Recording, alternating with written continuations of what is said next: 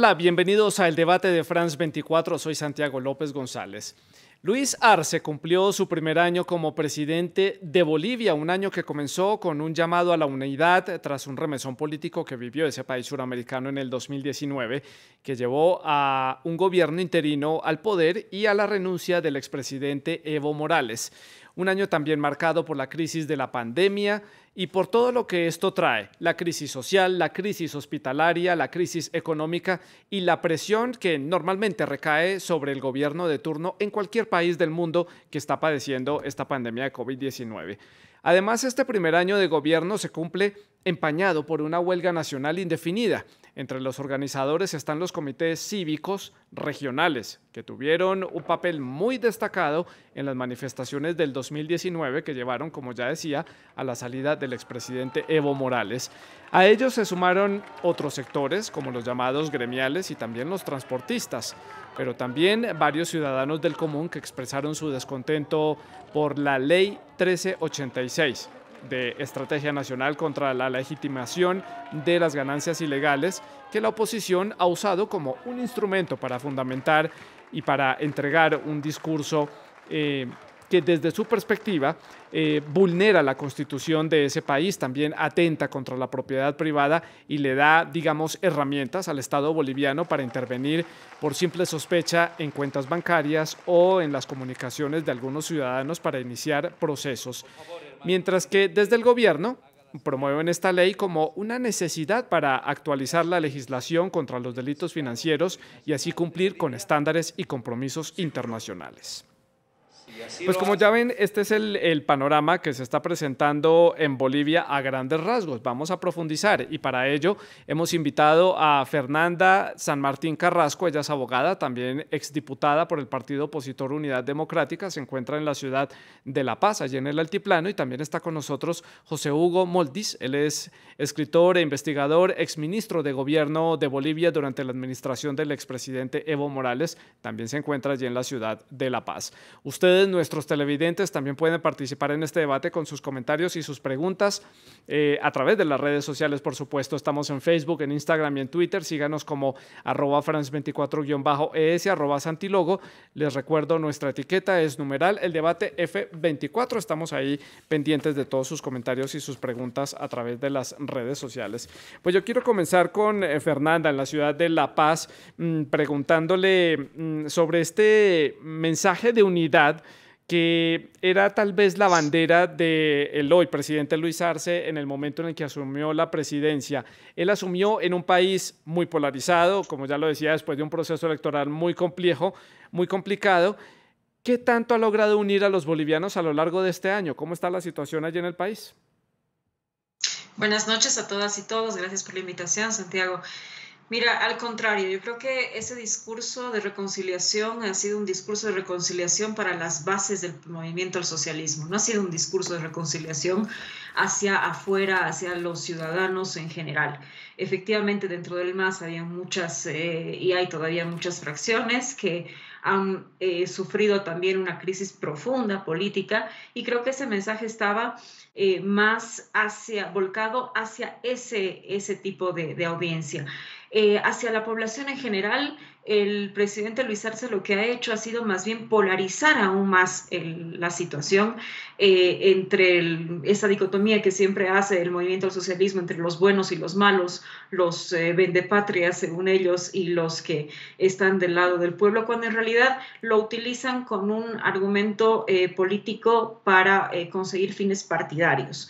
Se ve esta polarización en una persecución política judicializada de manera grosera, con varios casos que se han abierto de exautoridades durante los gobiernos de transición, que obviamente, más allá del tema de que exista o no exista corrupción, porque efectivamente ha existido corrupción también en el gobierno de transición, No significa que no se deba respetar debido proceso, que no se deba respetar garantías constitucionales, que en este caso no se está garantizando, y que el Poder Judicial es otra vez utilizado como instrumento de presión política hacia el disidente, hacia el opositor.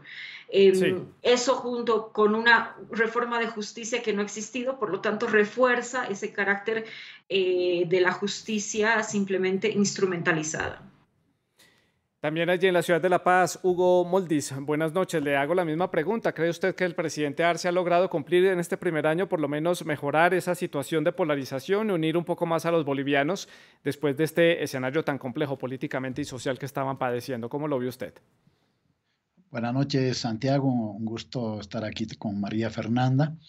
A ver, depende siempre desde dónde se miren las cosas. El país estaba en una crisis política derivada de un golpe de Estado, el 2019, y una crisis económica y una crisis sanitaria. Y esa crisis política empezó a ser resuelta por la vía electoral.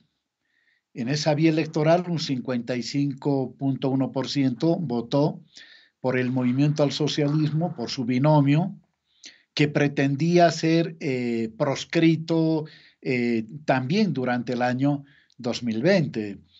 Ojalá palabras como las de María Fernanda se hubieran escuchado en aquel momento, donde el señor Murillo y el señor ministro de Defensa López perseguían, masacraban y empujaban a más de 1.500 personas a buscar exilio, por ejemplo, en la Argentina, ¿no?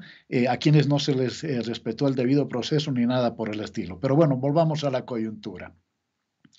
La unidad no es un hecho romántico. La unidad se construye por todos los actores. Y ciertamente en una coyuntura política posterior a la recuperación de la democracia quedan heridas. Y esas heridas tienen que tratar de ser resueltas paralelamente, se van generando condiciones de una nueva unidad nacional. Unidad nacional no quiere decir ni olvido ni perdón. Unidad nacional quiere decir poner las cosas en su lugar, generar procesos de crítica, autocrítica y de reflexión. Y creo que la oposición, como lo está demostrando, por ejemplo, hoy con un pretendido paro nacional, y ahí sí quiero decirle, Santiago, que de nacional ese paro no tiene nada, es un paro básicamente en el departamento de Santa Cruz, epicentro de la oposición ya al presidente Evo Morales, Sí. ¿no? Cuando la oposición plantea los bochornos que ayer sucedieron en la Asamblea Legislativa Plurinacional, cuando en vez de plantear el diálogo, lo que plantea es el conflicto y la violencia, es evidente que la oposición no quiere ni unidad, ni diálogo, ni mucho menos democracia.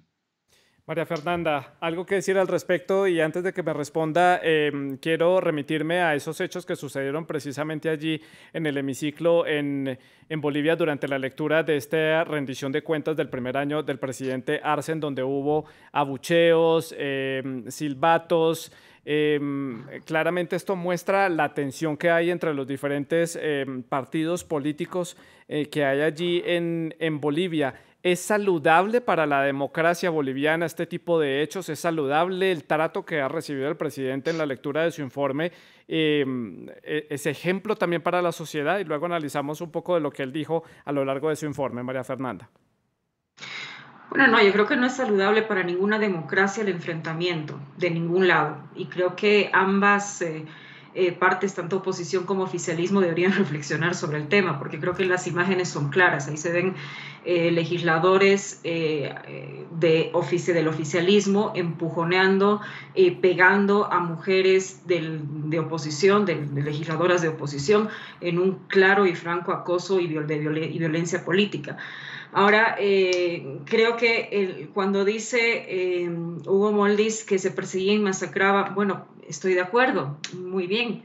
habrá que instalar un debido proceso para que lo que ha ocurrido en el gobierno de transición sea también juzgado en su correcta dimensión. Pero eso no les significa que les da carta blanca para hacer exactamente lo mismo ahora en un tono de revanchismo, como lo ha hecho en sus declaraciones el propio vicepresidente Choquehuanca, que mandaba desbloquear a la fuerza a este paro indefinido que se ha llamado, como quiere minimizarlo muchos personeros y voceros del gobierno, pero sin embargo ha parado las actividades en la mayor parte del país y sobre todo creo que ahí lo que ha habido que evita esta unificación del país es la actitud de la policía, a mando por supuesto del gobierno de Arce, de reprimir de una manera desalmada, de una manera absolutamente desmedida y desproporcionada a ciudadanos que estaban en las calles protestando. Se ve como incluso a mujeres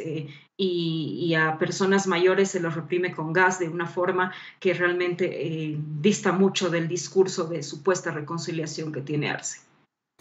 Señor Hugo Moldis, también allí en La Paz le pregunto, entonces, este año que se cumple, claramente ha habido manifestaciones a lo largo de estos meses y ha habido manifestaciones justo que coinciden con el aniversario de este primer año del presidente Arce en el poder.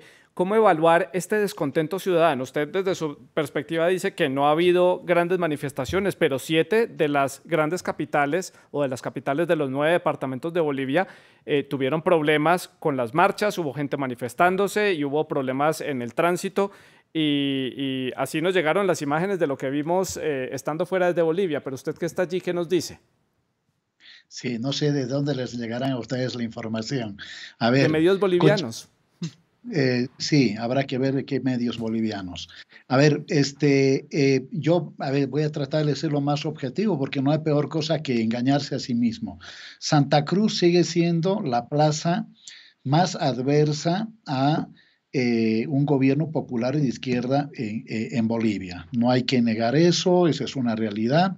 Ahí hay una disputa entre, por ejemplo, el partido en el que militaba o milita la señora María Fernanda y el partido Creemos, que es de más de ultraderecha, ¿no? Que son casi hegemónicos en el departamento. El MAS no deja de ser una fuerza interesante, pero no es la fuerza predominante.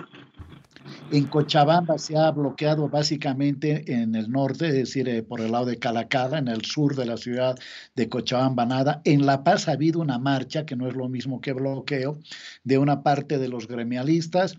En Tarija también, solo en el casco urbano. En Potosí sí ha habido una movilización más o menos importante, más que bloqueo, movilización, porque lo que se llamó es, ¿no?, a un paro y a un bloqueo.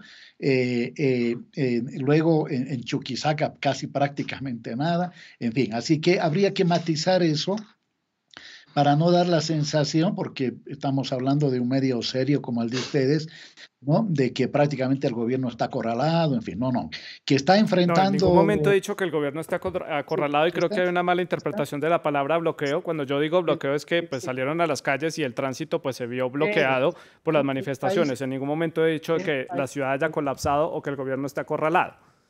Es un país donde siempre hay conflictos, mi querido Santiago. Siempre hay marchas de todos los días, de parte de la cotidianidad boliviana. Entonces... pero no se las criminaliza, ¿no? Ustedes han criminalizado, mientras que cuando el MAS salía en protestas no había eso, ¿no? Sí. Adelante, María Fernanda, puede decir su punto de vista. Adelante. Hugo, Hugo, dejemos que María Fernanda dé su punto de vista para confrontar aquí las ideas, a ver qué podemos sacar de conclusión. Está bien, hable usted entonces, Santiago. No, estaba hablando yo, en realidad me estaba dando la palabra a mí, Hugo. Yo creo que el decir que siempre han habido marchas, cuando sale la ministra de la presidencia a decir cuánto se pierden de millones de dólares con las marchas, cuando sin embargo el MAS bloqueaba antes de ser gobierno, cuando era partido de oposición, cuando bloqueaba, cuando hacía inviable el país, ahí no había ningún argumento ni justificación económica que pueda disuadir de las marchas. Entonces también si vamos a ser serios, pues digamos las cosas también desde un punto de vista objetivo, no simplemente desde ese afán de buscar justificar la posición política como sea. María Fernanda, justo que coincida este paro o estas manifestaciones, como ustedes lo quieran llamar de acuerdo a su punto de vista, que coincidan con este primer aniversario del presidente, desde la parte oficial, por ejemplo, la viceministra de Comunicación de Bolivia, Gabriela Alcón, decía que este paro no tiene argumentos y añadió que todos los temas que están siendo reclamados por los ciudadanos están siendo atendidos por el gobierno. ¿Cómo lo vio usted? ¿Y qué tan diciente es que hayan salido los gremialistas, transportistas, que sean los que han salido en estas concentraciones o en estas marchas? A ver, hay un motivo que es la ley de enriquecimiento de ganancias ilícitas, en el cual busca el gobierno de Arce tener la carta blanca para poder intervenir cuentas sin necesidad de un proceso judicial previo, dar una carta blanca para que efectivamente se pueda hacer una persecución política más de la que ya se está haciendo. Entonces, el entrar a cuentas sin tener una orden judicial, el investigar y el pinchar teléfonos sin tener una orden judicial, lo que está haciendo es criminalizar prácticamente a toda la población, presumiendo que sus ganancias son ilícitas. En un país, además, donde el 85% de la economía es una economía informal. Entonces, obviamente, los gremialistas son los primeros afectados porque sienten que esto va a atentar contra su modo de vida, contra claro, el ganarse el pan de cada día, y que son parte del pueblo. No van a decir que es la oligarquía con la que está, el que está saliendo a las calles, ni que es la oposición clásica sí, que está saliendo a las calles.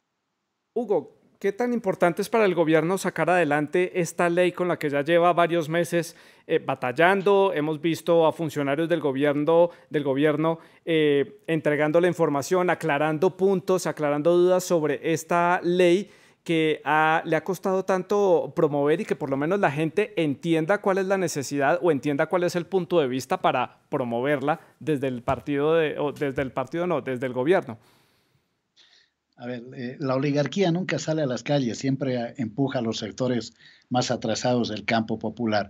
Pero bien, Santiago, la ley fue retirada y lo que queda es otra ley, la 1386, que prácticamente es inaplicable sin la aprobación de la ley retirada. ¿Sí? Le doy un ejemplo. En la Estrategia Nacional de Lucha contra la Legitimación de Ganancias Ilícitas y Financiamiento al Terrorismo, en la que me imagino estamos todos de acuerdo, ¿no? Además, lo acusaban de querer, uno, proteger las ganancias ilícitas y segundo, de encubrir al terrorismo. No entiendo el razonamiento de hoy de la oposición, que no sea el de oponerse a cualquier cosa. Pero bien, en uno de los artículos de la ley vigente, 1386, establece la creación del consejo. En ese consejo, que iba a ser multisectorial, multiinstitucional, se iban a llevar adelante no es verdad que sean procesos que no se ajusten a la ley, a la Constitución, al Código sí, que no sean arbitrarios. Sí, no. Tiene que ver con los estándares, usted lo ha dicho en la introducción a la entrevista, con los estándares mundiales que tienen que ver con convenios de carácter mundial, Naciones Unidas, la GAFI, etcétera, etcétera, ¿no? Y todos estos son bastante respetuosos de convenios y tratados internacionales, si no, los primeros en gritar serían las Naciones Unidas, los Estados Unidos, cuando no, en fin. Entonces, pero bueno, a lo que me voy es que es en este momento injustificada una movilización, porque esa ley, la ley ya específica, fue retirada de su consideración. El gobierno ha dicho que no la va a poner nuevamente en escena, y la ley que está vigente, que es la 1386, es inaplicable sin la segunda, ¿sí? Porque ya no hay consejo, ya no hay nada, no hay sí, un ente que pueda regular, que pueda normar y que por lo pronto pueda aplicar una determinada sanción contra las ganancias. Ahora, ¿eso quiere decir que el país está incumpliendo con convenios internacionales? No necesariamente. Con esto termino, Santiago. En el país hay muchas normas que están sueltas, y una de las ideas era concentrar esas normas sueltas, fragmentadas, en una sola para cumplir con esta lucha contra las ganancias ilícitas. Pero si la ley ya fue derogada, ¿por qué siguen saliendo a las calles entonces los ciudadanos? Son dos leyes. Por eso hay una que está vigente que prácticamente es inaplicable, Sí, inaplicable sin la segunda. Ahora, ¿por qué están saliendo? Cuando uno ve las declaraciones del señor Calvo, que ustedes también seguramente lo han debido leer, ya pone en segundo plano el tema de la ley y dice, estamos peleando contra la dictadura y por la democracia, algo que más o menos dijeron lo mismo el 2019, una oposición que ni junta llega al 50%, ¿no? Entonces, que también es desconocer la voluntad popular de una mayoría que no sí, vota por la derecha, pero que sí vota por el pueblo. Entonces, sí. no, esto va a continuar, Santiago, hay que estar prevenidos de que esto va a continuar. En Bolivia hay una Entiendo, disputa, Hugo. una disputa Pero ahí intensa. entonces yo le pregunto a Hugo, le pregunto a eh, Hugo, si entonces Dime, dices que la ley 1386 es inaplicable porque no tiene la segunda ley que estaba por aprobarse y que al final de cuentas no se aprobó, pero entonces, ¿por qué simplemente no desarticulan todo el movimiento que está en las calles, todo el paro indefinido? Y deróguenla, si no hay ninguna aplicabilidad, si no tiene ningún sentido y está vacía de su sentido la norma. Eso no es cierto, entonces.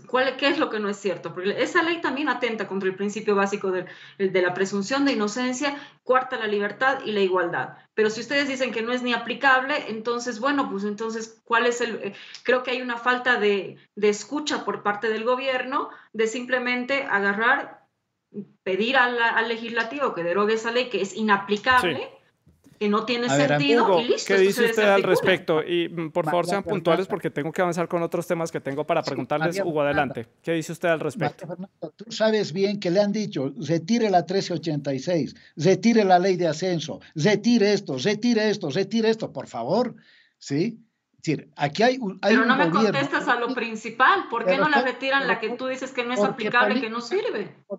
el gobierno políticamente tomó esa decisión y yo leo, ¿no es cierto?, esa decisión de no retroceder más por un principio de autoridad, porque si no vienen Entonces no retroceden por capricho, por no escuchar a no la es capricho, gente. no es Si no capricho, es aplicable, porque la no se puede oposición que equivocar. porque la oposición que es minoritaria no va a ejercer una dictadura desde la asamblea en este país, ¿Sabes ni qué es la mucho. democracia, Hugo? La democracia es ley y de respeto a los derechos de las minorías también. Por si no sabes, anda a revisar un poquito, eso es también la democracia. Es el respeto al derecho a las minorías.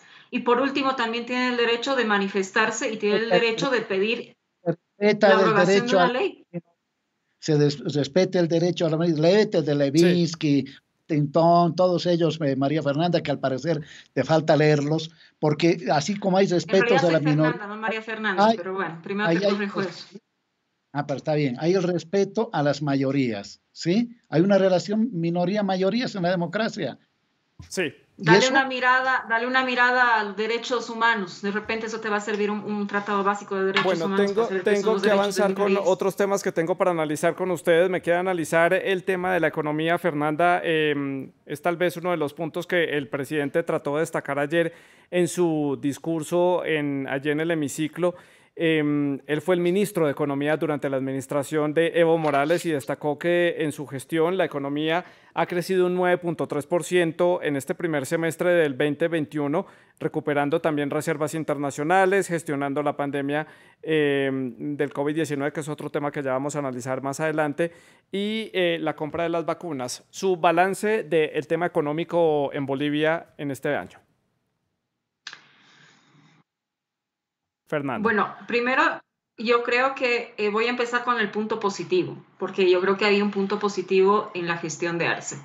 Se ha ahorrado muchísimos millones de dólares en propaganda política. Durante 14 años el movimiento del socialismo estaba acostumbrado a invertir ingentes cantidades de dinero, de recursos económicos que provenían de dinero público en esa imagen mesiánica que tenía Evo Morales y que felizmente el presidente Arce ha cortado con esos gastos millonarios, son gastos mucho más modestos y creo que eso es un ahorro interesante para el país en términos de priorizar Sí. en la agenda económica. Segundo, en el tema del crecimiento económico, primero hay que ver el crecimiento, qué ha crecido y cómo ha crecido.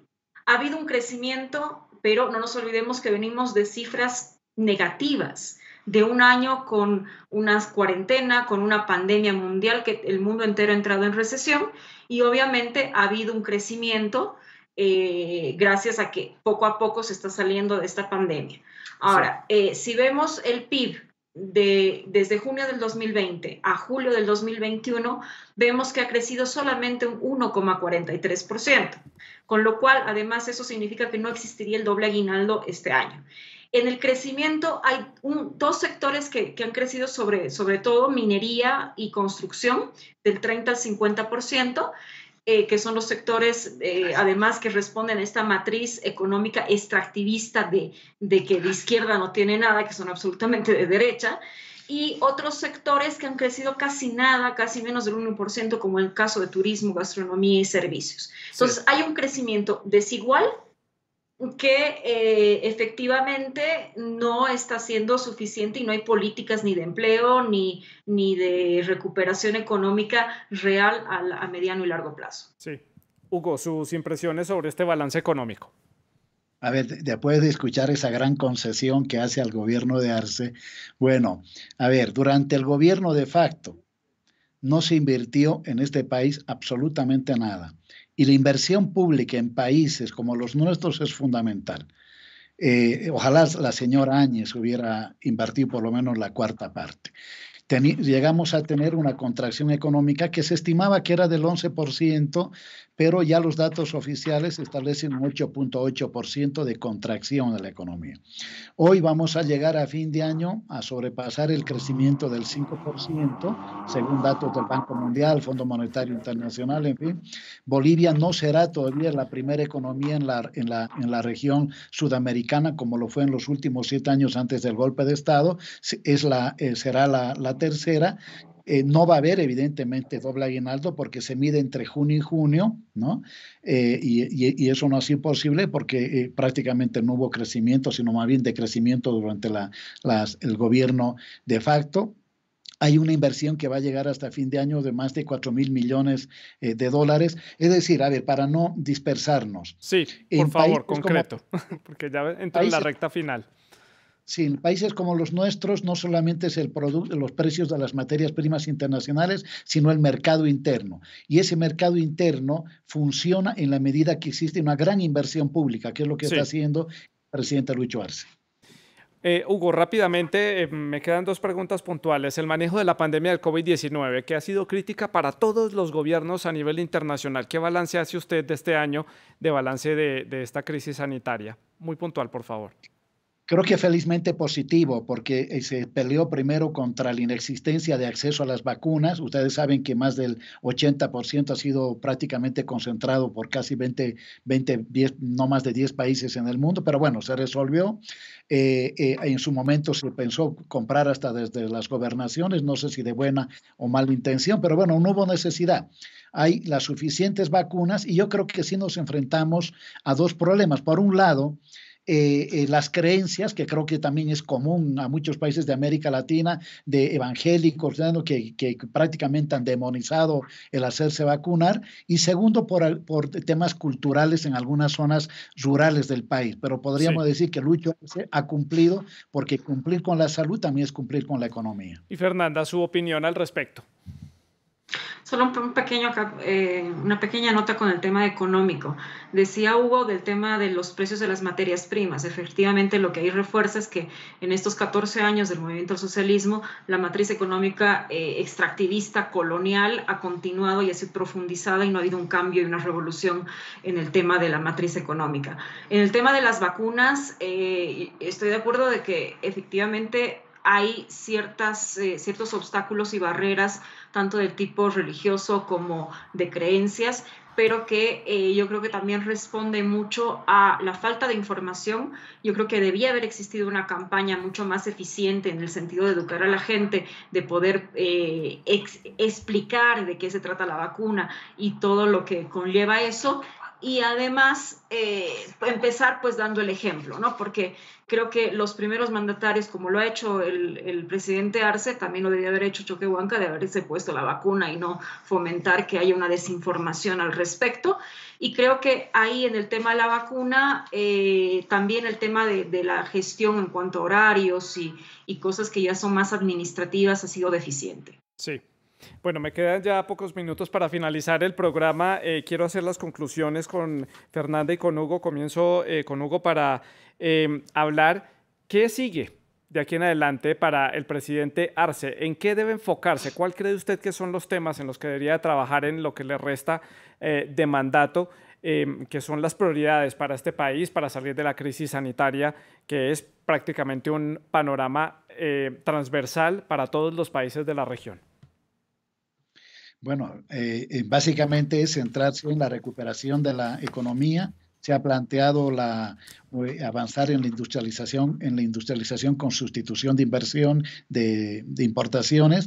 Es un anhelo, además de eso, de los países de América Latina hace décadas. Creo que hay condiciones para llevar adelante esto. No hay que olvidarse, sin embargo, que hay una división internacional del trabajo que determina que unos sean proveedores de materias primas y otros consumidores a propósito de la industria extractiva. No es un tema de buena voluntad, pero yo creo que en la medida en que Lucho Arce fomente más la inversión pública, pueda canalizar inversión privada para proyectos estratégicos, vamos a poder ir resolviendo el tema del desempleo, que ha bajado, contrariamente a lo que dice Fernanda, ha bajado en un 50% respecto a lo que dejó el gobierno de facto. Y en materia de salud, hay necesidad de una reforma judicial, creo que eso lo vemos y como necesario absolutamente todos, oficialistas, opositores, etcétera. Hay que llevar la revolución al campo de la justicia y sobre todo creo que Lucho Arce será fuerte y el proceso boliviano será